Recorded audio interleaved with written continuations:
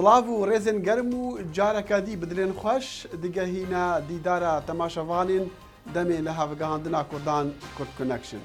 Ebûyê hêviye ku em Kurdan bigehîne ê ku serhatî û bûyerin li cîhanê de qawmin pêk bihorîn, dexîlê şemo ji vêrê ji estûdyoya dengê Amerîka li Washington DC dê gelwe. Bi hêviya ku babetên vê carê jî bi dilê we bin em ê pêk ve temaşayê van raportan bikeyin. Bi hezaran Kurdên Sûriya penaberî Herêma Kurdistana Iraqê dibin. Gelo rewşa wan çawa şelalgedo bersiva çend pirsiyarên me dide. Amerîka û cîhan çawa rewşa Sûrî dinirxînin? Erê rastiya bikarînana çekî kîmyayî li Sûriyê çi ye? Hewl ji bo naskirina kîmyabarankirinna Helepçe weka genosaydê gehaya Pîderê dadwer Xedir Hesen Muhemed mêvanê me ye. Hikûmeta Obama pêda çonê bi ser alîkariyên xwe ji Misrê re dike, careke dî silav temaşevanên hêja. Di demê heftiyekê de pitir ji 3000 penaber ji deverên Kurdan li Sûriye derbasî Herêma Kurdistana Iraqê bûn. Hikûmeta herîmê wan di kampên sê parêzgehên xwe de bi cih dike. Lêgelo heta çendî ew amade ye vê pêla mezina penaberan û ji nişkê ve wergire, me siyasetvanê Kurd Şelalgedo Mêvanî bername kir û li pêşiyê em jê pirsîn ka jimara penaberên hatîn heta niha çend e. Gihan dorûberê 30,000 kes ji heftikê heya nihade ew penaberê ku ji Rojavayê Kurdistan tên Herêma Kurdistana Iraqê. Mixabin ême wekû opozisyona Kurd wekû encûmena niştimanî Kurdî li Kurdistanê Sûriya dibînin ew xeterekî mezin û gewre li ser qediya me teşkîl dike çimku gi berdewamî hebe rojê bi hezaran ev nezîfa beşerî xelk ji Rojavayê Kurdistan gi bên Herêma Kurdistanê teğyîrê demografî eşkere û çê bibe li bajar û gundên Kurda. Bo vê yekê ême em dijî vê hicrêne. Belê kekî şelal dîsan me bihîstiya ku yan rapor cîhanê dibêjin bi hezaran niha jî li ser sunûr li benda hindêne derbasî herêmê bibin. Rast e ev û ew çendin? Rast rojane dorûberê 4 heta 5,000 kes her derbasî Herêma Kurdistana Iraqê dibin ji Rojavayê Kurdistanê û sebeb û sedemê vê hicrê vê penaberiya ha wekû em tev dizanin bêtir feqîriyê ji ber ku herêmên Kurd li Rojavayê Kurdistanê li jêr hîsarekê ne ji serê salekê heya nihade rêga li navbera bajar û gundên Kurda û bajarên reîsî ê Sûrî wekû Şam û Heleb her li destê grûpên çekdarê û ew çend sînorê Türkiye jî hebûn li ser menatiqê Kurd beramber bajarên Kurda beramber Efrîn û Kobanê û dergayekî dî sînorî hebû beramber Serê Kaniyê û beramber Amûd û Qamishlo jî hebû hemû ew jî daxistibûn yanî her dergayekî sînorî bo ê jiyanê li ser Kurdê Rojava hebû dergayê Sêmalka bû ew jî mixabin ji serê sêma honîvat heya niha hîn jî daxistiye bo vê yekê xelk li jêr hîsarek mezin bûn çilo derga vebû ji bo penaberiyê em dane xelk bi 10,000 rojê tên penaber dibin. Niha dergeh vekiriya, niha xelek tên bi hezaran rojê derbas dibin li gora gotina we. Lê me dixwast kekî şelal belê me dixwast em bizanin li gora raportan ku digehin me hinek şwana li devera dihokî hinek li Hewlêrê hinek li Silêmaniyê tên danan. Çima yani ji ber çî wesa bela dikin? Mesela belakirina we bêtir ez ê belkî ev karûbarê munazematê UN û STDOyê gilvêderê îş dikin.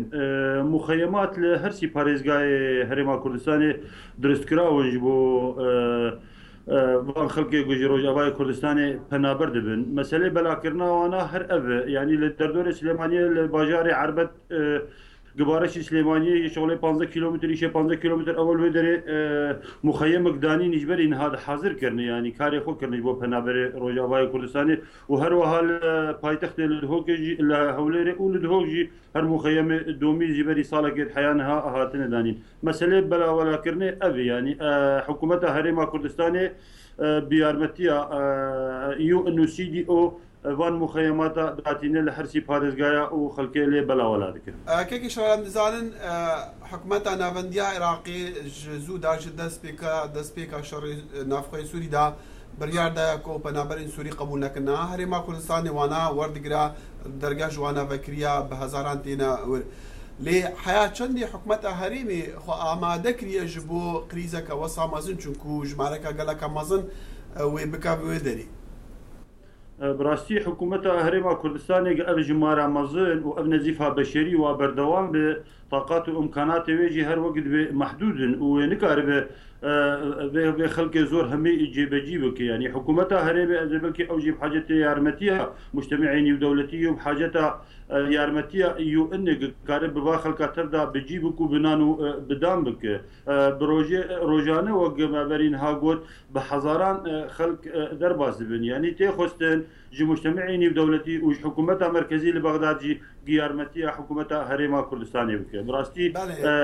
يفرقران السلمية حكومتها باشا خالك هريمي از باوردكم قالك شوانا نها دست بكريا هولين كوم كرنا علي كاري دست بكرنا جوان كردي روش آفارا لسليمانية تو لها الوري كامبي عربد شاوايا روشاوان علي كاري دقهن وانين بي تي في براستي حكومتها هريمي لحرسي باريزغايا بون وك سيور شيك كار ورشي ايش بو پنابرا دكم براستي مرو بيجي وخلكن هريما كردستان شي هرسي باريزغايا هر كامبين دانين و يارمتيا براي خوي روج اواي كردستان دكن اما وكو انجمن الاجتماعي كرد لسوريا سباسيا قال لي خدكن هريما كردستان عراقي و سباسيا حكومتها هريم جي دكن جزور ماندو دبن دبر ملتي مدي تماشا فان الهجال فان روجان جي فيديو بلاف دبن نشان ددن كا خلق بچكي كيمياوي لسوريا هاتيا كشتن و جواكا نيف نتوي دا خوازي جو حكمتا سوري دكا هطا ري بدا شارزاي نتوين اگرتين تايبت بكاربن خو بگهينن وان جيهان ادعاءات يكرن كو چكي كيمياوي لدجي مدنيالي هاتيا بكارينان جوات تناهي نتويت گرتی کمبونا قبل اسکر پشتی و شاندن راپورت و ویدیویان سبارت بکار اینان چکی کیمیاوی لنزیکی شام و پایتخت. جگری سکرتری گشتی نتویت گرتی گوتا روشنموانان که جوات رشتی دکه توای دشمن کاریا را گرن. Of course we see the need to investigate this as soon as possible. بێگومان PTV bi vakolînên bilez heye encamên wan jî çi bin eva dê derdekî mirovanî durist bikin em bihîvîne bikaribin wan vakolîne encam bidin. Human consequences. We very much hope that we will be able to conduct the investigation. نتویت گرتی داخوازه جو حکومت سوریا دکه حتی پاراسنا تیم لیوکولان داوین بکد. لدورن گمان حیا چکی کیمیایی لحاتی بکار اینان. سروکا دمیا جواته ماریا کریستینا جه ارجنتینه گوید ولاتن اندام رشتن بزانن که بدرستی چه بویه. هر دو آلین شر سوریا ادعا دکن که هیروشا به چک کیمیایی لدجی وان هاتیه کرن. جوان چک دجی دمارا. اب آلیا که دیوه حکومت سروک اوباما دبیجد حکومت شامه دلیوه یا راگرتن تندو تیجیان هیه. لیکاری جی دیگل هفبندت خود که تجبو بزاند که اگر حکومت اسد قانون النفط نتوئیش کاندینه یا نه. فخریا دوسکی دنگ امریکا. قالوا امريكا وجواكا نفنتوي تشاو سردريه دقال روشا سوري ديكن بالي خوفا حكمتا سروك باراك اوباما دا خوازي جنتوين ايغرتي ديكا حتى فاكولينا جدي د احتمالا بكار انانا تشكي كيميائي دا لسوريا بكا وديسان كاربدستين كوش كاسبي دا خوازي ج جواتا تناهيا نتوين ايغرتي ديكن حتى برسا سوري جاركا دي فاجين تبع بسبب القصف الذي تعرضت له مدينة زملكا وعترما بالمواد الكيميائية. شارزاين أمريكي جومان هيا سوريا جوهي خبطة جواكا نفنتوي وهفكاريات تيمين ليفاكولان بكا. ليكوش كاسبي تشي راجهاندجي ندان سبارت بكارينانا ويتشكي لفان روجين داوي. هجي قوتني أسرق أوباما دمكي زوتري صالي قوتبو بكارينانا تشكي كيميائي هيلا صورة جي رجيما سوريرا. دپیرا راگهاند کو دی چکی بدت رکابریا سوری لجبر خمو نرحتیا کنگرسی جهندی کو او چک بگفته دست تندریان هنارتنا وان چکان هات راگرتن. اکتیا اوروپی و کمکار عربان جی وکا امریکا دخوازن فکولین سبارت بکارینانا چکی کیمیایی بینکرین. وزیر دروی بریتانیا ویلیام هیگ دبیجتن ولاتیوی دیوید اوه ببتا پرسکا جواتا تناهیا نتوین ایگرتی. وزارة دروی ترکیه جعالی خوفا گوتیا اگر اف ادعا راست بن دوید جواکا نفنتوی برسواکا راستو درسته بتن. بزافکارên Sûrî dibêjin hêzên hikûmetê lê roja çarşembeyê mûşekên bi gaza jehrî li dôrûberên Şamê dane û bi dehan kesan hatine kuştin, nîşanên çekê kîmyayî li ser laşê wan diyar e. Bîneran rast e 25 sal derbas dibin bi ser kîmyabarankirina Helepçe. Lê dosya bikarînan û qirkirina bi çekiyê kîmyawî li wî bajarî her saxa. Çendîn hewl jî hene ji bo naskirina vê tawanê weka genosaydê. Êk ji wan dadwar Xedir Hesen Muhemed e. Cêgirê serokê dadgeha pêdaçûnê ya bajarê Silêmaniyê. Dadwar Xedir piştgdarekî projeyekî hevpişka digel Emerîkiyan û digel navendeka Emerîkî ji bo vê mebestê. طبعا ئەم پرۆژەیە یەکێکە لە پرۆژەکانی پەیمانگای حیواری ئەمریکی سەر بە زانکۆی تێمبڵ لە فلادیفیا بە هاوکاری نوێنەرایەتی حکوومەتی هەرێمی کوردستان لە واشنگتن دیسی. ئەم پرۆژەیە لەلایەن پارێزگای سلێمانیەوە بودجەکەی دابین کراوە و جەنابی پارێزگار کاک بەهرۆز قەشانی زۆر بە پەرۆژ بووە بۆ ئەم پرۆژەیە. ئەم پرۆژەیە لە چەند بەشێک پێک هاتووە بە چەند قۆناغێک جێبەجێ کراوە. بەڵێ دیارە پێشتر لێرە بوون لە ئەمریکا بوون هەر لە بەڵ ئەم کێسە دیارە وەکو گوتت چەند قۆناغی هەیە.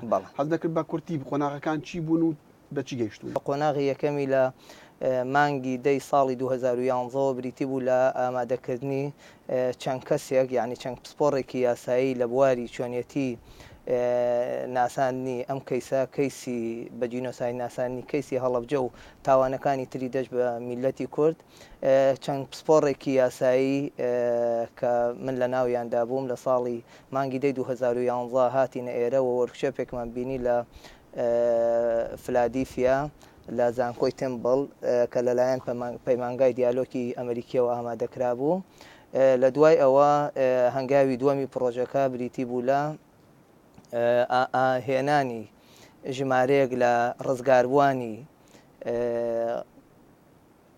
هەڵەبجە ئەوانەی کە لە تاوانی کیمیابارانکردنی شارەکە یا ڕزگاریان بوو هێنرانە ئێرە بە مەبەستی ئەوەی لێرە لەسەر ژیاننامەی ئەوانە بە شێوەیەکی زانستی بنووسرێتەوە و فلیمێکی دۆکۆمنتاری لەسەر بەرهەم بهێنرێ.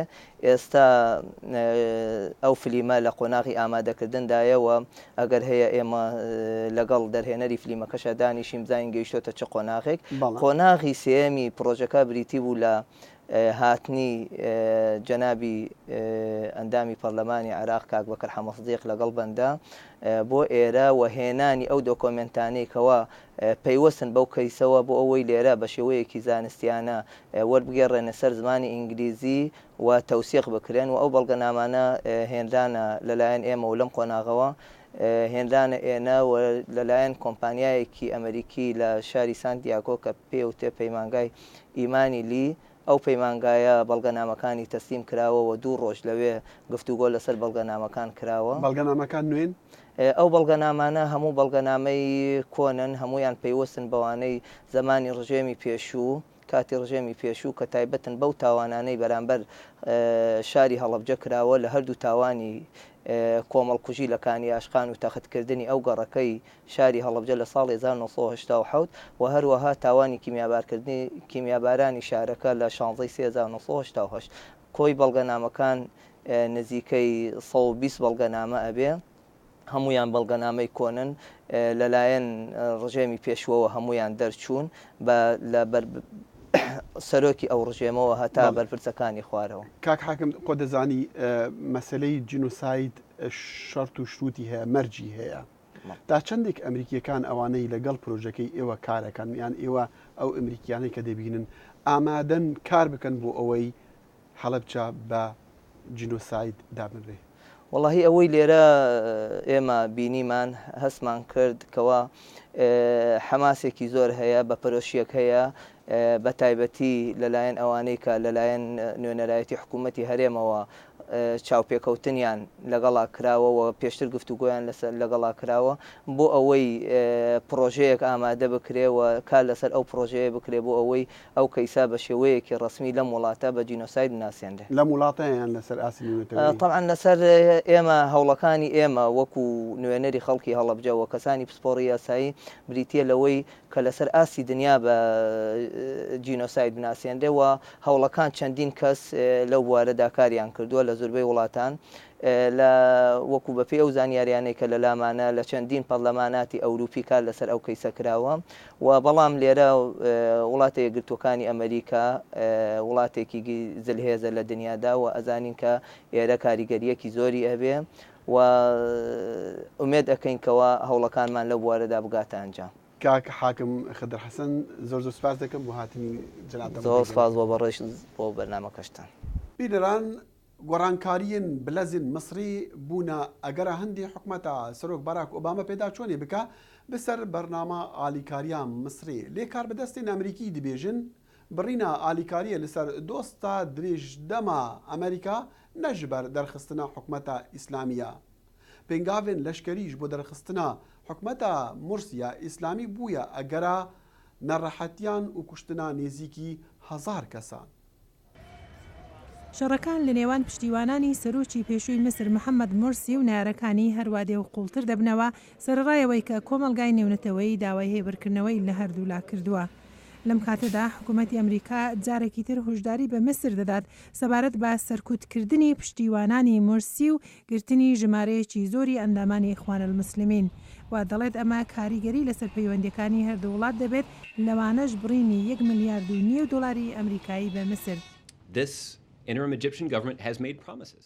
حکومەتە دەمیە مصری سۆز دانە دەسەڵاتی ڤەگەڕینتە دەستی حکومەتێک سڤیل و هەلبژارتی لێتونوتیژین هەفتیا بۆری بەرۆڤاژی وان سۆزانە و ئەڤە ئەگەرەکە ji بۆ پێداچۆنی بەسەر ئالیکاریان و هەروەسا پەیوەندیان. That factors into our review of this aid and assistance relationship. هێندێک لا کاربەدەستانی ئەمریکا دەڵێن بڕینی یارمەتی هیچ پەیوەندی نییە بە لەسەر کارلادانی مرسی چونکە یارمەتی ئەمریکا بۆ وڵاتانی دەرەوە بە پێی یاسایە و بە شەو ڕۆژێک ناگۆڕدرێت.